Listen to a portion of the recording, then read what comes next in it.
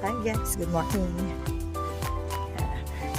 Sa mga ka-gems natin dyan, may ipapasok na papunta ng trabaho, kayod ulit.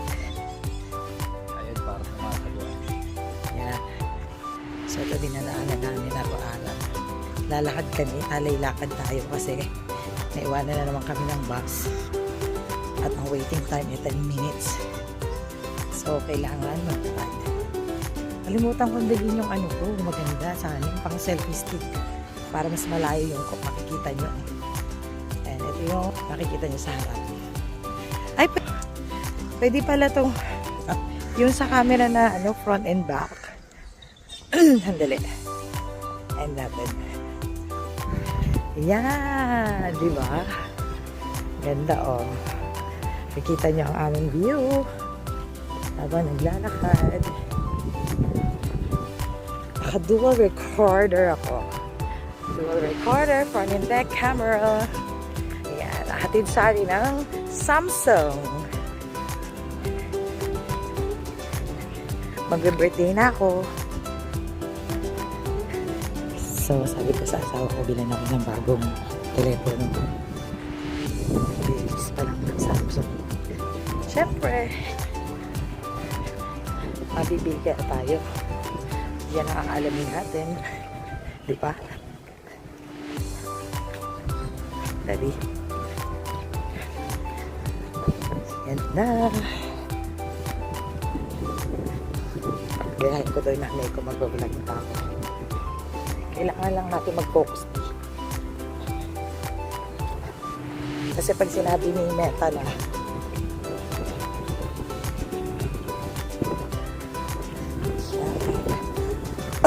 may mga bahay dito, tinatawag tong HDB. HDB kasi Housing Development Board. Yan yung mga sa government actually na pabahay nila pero hindi libre yan. Yan, babayaran pa rin yan nila yan. And parang ano, after 90 years na na-occupy mo yung space o na nag-ano ka,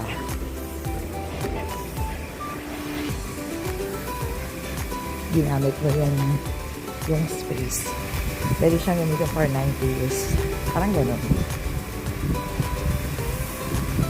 Kasi after 90 years kukuhanin ulit nila, diba? Binayaran mo yung bahay for 90 years, pwede na rin. Kaya lang kasi hindi mo siya papamana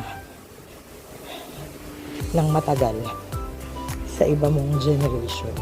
So hindi siya forever yours. Walang forever sa bahay dito. Yan ang asawa ko. Late na naman kami. Ay, kaya maaga. Pagod sa trabaho, hirap gumising.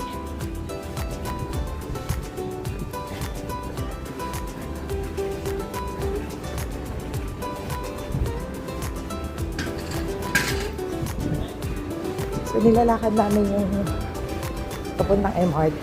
Mga 10-15 minutes. Depende sa pacing ng ano ba. Pacing ng lakad mo. Kung gaano kabilis. Kung gaano kabagal ka maglakad. Pag relax lang. Mga 15 to 20. Pero kapag medyo mabilis ka, kaya ng 10 minutes. May mga construction na ginagawa dito kaya medyo malayo yung nilalakad namin. Ginagawa yung kalsada. Ganun sila ano dito, well maintained ng mga kalsada dito. So yan, lalakad ka sa ilalim ng araw na napakainit. Pero masasabi ko na yung init dito is hindi katulad ng init natin dyan sa Pinas. Mainit dito pero kaya pa rin. Yung init sa Pinas, iba talaga eh. Pero yun nga lang kainaman sa Pilipinas. May mga puno. Dito kasi kita mo, di ba? Kita niyo naman, puro building. Ayan, tawiran na. Tawiran na. Nakapagmadali eh. Kasi hintay pa kami ng another 2 minutes para sa pag-cross ng kalsada. Yan. So, malapit na kami sa MRT station. Konti na lang. Dahil didiretsuin mo lang yan.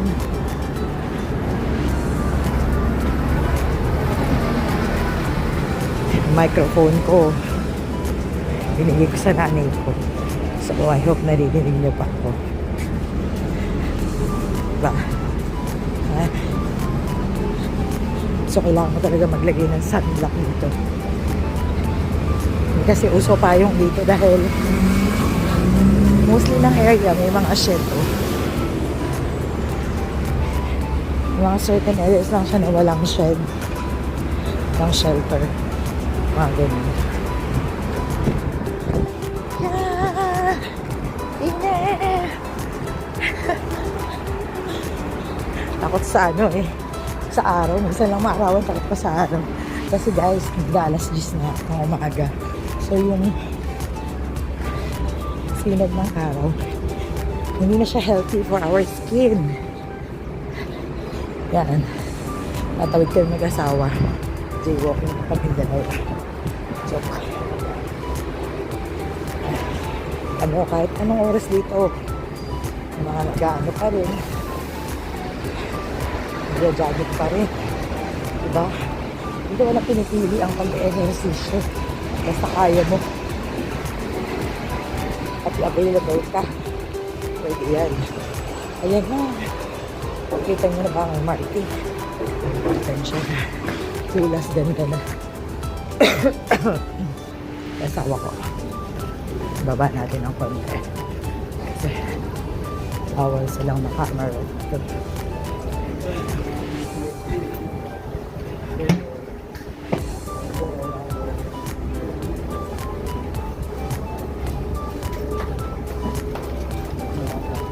Yan na. Pasok na na MRT. Yan. Come on. 3 minutes. So ready? 9:57. Kaya magtatak muna ako. Yan. Pasok na tayo. Whew. Ingat. Grabe. Anong oras na di? Anong oras na?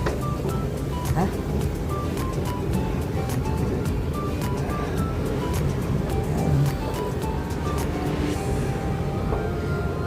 Seven na. 10 o'clock na. Oras na ako darating. Cleaners pa naman ako yata ngayon. Hayaan mo na. Masasabak ulit sa trabaho. Diyos ko, Lord. Ayan na. Nasa platform na kami. So, may platform A and platform B. Dito kami sa platform B. Kasi papunta siya na Marina South Pier. Tapos bababa kami ng Topigot Station. Yan, so kita nyo dito sa labas. Yan, may mga nagka-tennis dyan everyday. Yan, tennis. Ang sports nila dito. Pampapawis. Yan. Tapos kung makikita nyo dun, masusum ba? Ay, hindi natin masusum. Pasensya na.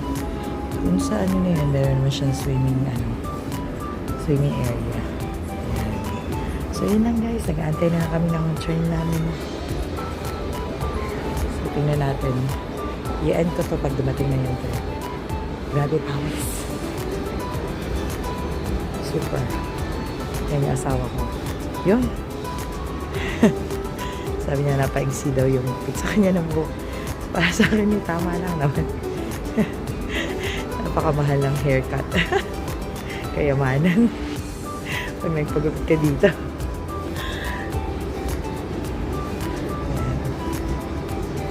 So ako naman isang araw nagpaano lang naman ako, treatment lang naman ako ng hair. So maganda lang siya for 2 weeks.